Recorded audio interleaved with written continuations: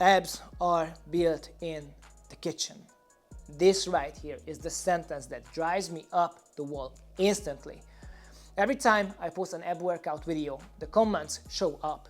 Like, this line was drilled into everyone's elementary school biology class and nobody was allowed to go home until they typed it under every six-pack post. As if that's the only thing people know about training and nutrition. Let's clear something up. Yes, body fat percentage matters. Yes, nutrition is fundamental. But if someone still doesn't understand that, they honestly don't have much business in this sport. That's not what I want to talk about today.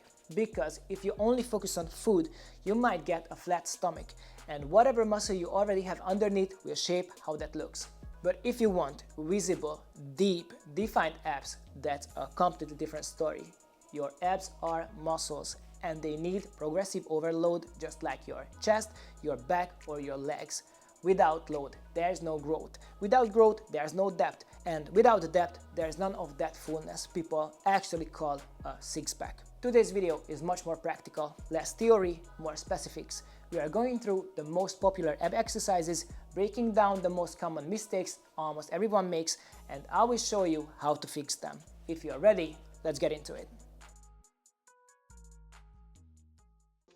Basic crunch. Incorrect form. The most common mistake is not pressing the lower back into the floor. The lumbar spine lifts, the lower back stays arched, and now your abs aren't doing the work anymore. Your hip flexors and lower spine take the load. A lot of people put their elbows forward next to their ears, creating momentum and turning the movement into a jerk. The same thing happens when they pull on their neck instead of supporting it. The neck gets overloaded while the abs switch off. If there's no controlled lowering, the abs aren't actively engaged and breathing isn't synced with the effort, you might get high reps, but the real muscle work is minimal. That's why so many people do tons of reps and their abs still don't develop. Basic crunch. Correct form. Lie on your back and bend your knees to 90 degrees. Lift your feet off the floor. I'm asking for this position because it makes it much easier to press your lower back into the ground and reduce excessive hip flexor involvement. Keep your lumbar spine pressed down the entire time. Without that, the exercise doesn't make sense. Keep your elbows wide. Don't pull them forward. Interlock your fingers behind your head and let your head rest into your palms. Don't pull your neck, support it. Most important, eliminate momentum completely. We are not doing a sit-up, we are doing spinal flexion. Focus on bringing your shoulders toward your knees. Your upper body moves in a smooth curve. You are not yanking yourself up, you are rolling up vertebra by vertebra under control. Slightly posteriorly tilt your pelvis to increase abdominal activation. Draw your belly button inward as if you are pulling it toward your spine. Your goal is to make the rectus abdominis do the work. If the hip flexors take over, the quality drops instantly. Exhale during the effort phase when your shoulders move toward your knees. Lower yourself slowly and under control. Don't let your lower back lift off the floor. Reps don't matter.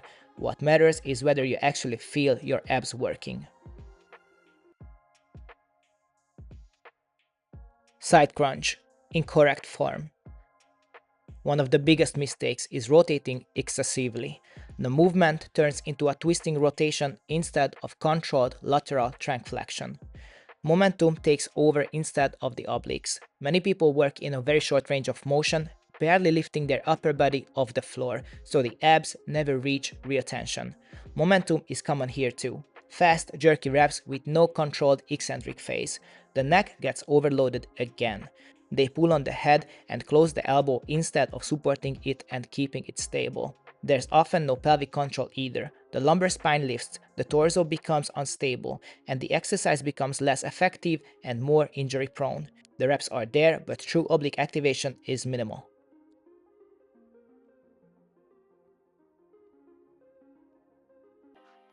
Side crunch, correct form, version 1. Lie fully on your side. Place your bottom hand on the floor in front of you for light support. Your top hand rests on your head, elbow pointing upward, roughly in line with your forehead. Don't pull it forward. Bend both legs to about 90 degrees. From here, your legs and upper body work together. Pull your top knee toward your chest while bringing your upper body laterally toward it. Lightly push into the floor with your bottom hand to keep the movement purely lateral. Your goal is to bring your elbow over your knee or thigh. This is where your obliques really work. Don't use momentum, move under control, and keep your pelvis stable.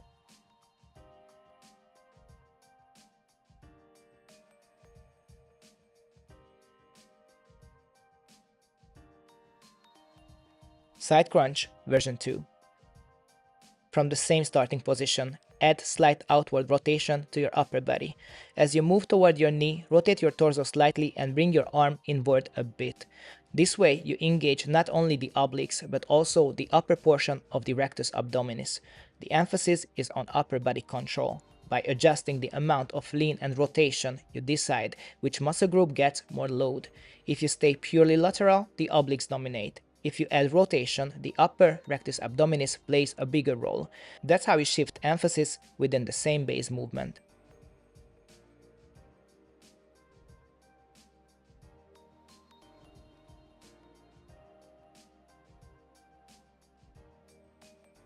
Before we move to the last exercise, let me say something.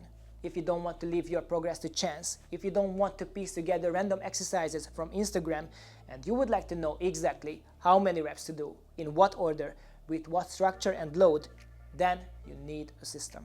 A structured program that guides you safely through the process. That's why I created the Find a Form app. It's not just workouts, it's complete transformation programs, separate tracks for men and women, dedicated app blocks, mental guidance, and a full video-based nutrition guide. I believe in a holistic system, one that looks at the full picture, not just a single muscle group. If you want to train with structure, download the Find a Form app from the App Store or Google Play and start building yourself intentionally. Don't drift with the crowd, build with structure. Now, let's look at the final exercise. Lying leg raise in correct form. The most common mistake is letting the lower back lift off the floor. The lumbar spine arches, the hip flexors take over, and the load shifts to the lower spine. Many people lower their legs too far without control. The moment the lower back lifts, the exercise loses its purpose. Momentum shows up here too. They drop the legs quickly and swing them back up. There's no slow, controlled eccentric phase. There's no posterior pelvic tilt, no active abdominal bracing, so the torso becomes unstable. Some even tense their neck and lift their head, which is completely unnecessary and only adds extra stress to the cervical spine. Grabs go up, but real abdominal tension stays low while the lower back takes more and more stress.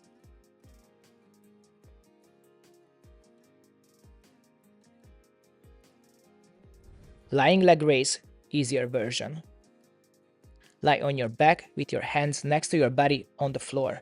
Press your lower back down, posteriorly tilt your pelvis slightly, and brace your abs from the start. The easier version uses slightly bent knees. That shortens the lever arm and reduces stress on your lower back. Start from a 90-degree hip position and slowly lower your legs under control. An even easier option is alternating legs. Keep one leg up while lowering the other only as far as you can without your lower back lifting off the floor. This significantly reduces the load but still teaches you to control your pelvis and lumbar spine. The rule stays the same. Only lower your legs as far as you can while keeping your lower back down. Control matters more than range of motion. Lying leg raise, full version. Same setup, lie on your back, hands next to your body on the floor.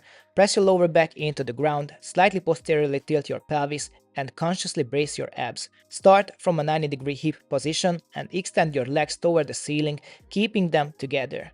This matters because if you leave straight legs directly off the floor from the start, you will likely overload your lower back. Keep your head on the floor. Lower your legs slowly and under control. Only go down as far as you can while keeping the lumbar spine pressed into the floor. The moment your lower back lifts, that's your current safe limit. If needed, stop higher. As your abs get stronger, you will gradually be able to lower your legs further without compromising form or increasing injury risk. The key is control, pelvic position, and conscious abdominal activation on every step. Let's go, guys.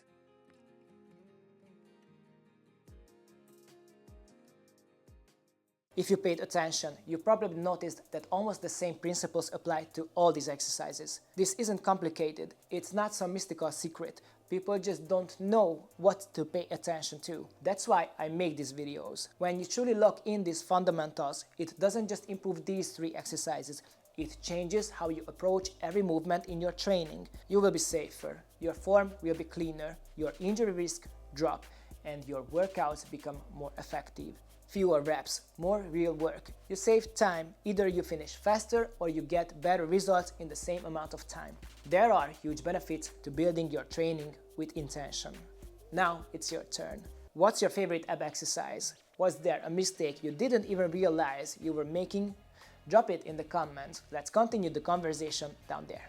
If you don't want to leave your progress to chance and you want a structured system that guides you step by step, then download the Form app from the App Store or Google Play. Multi-month programs, dedicated app blocks, mental guidance, and full structure are waiting for you. Don't drift, build intentionally. If you haven't already, subscribe to the channel. Every Sunday I drop a new episode covering everything that matters in a real lifestyle change. Thanks for being here. I'm Adam Deres. And if you are curious about the truth behind the accusations about whether I use steroids, check out that video right here or browse through the playlist. See you next Sunday. And don't forget, training is just the first step. The real change is you.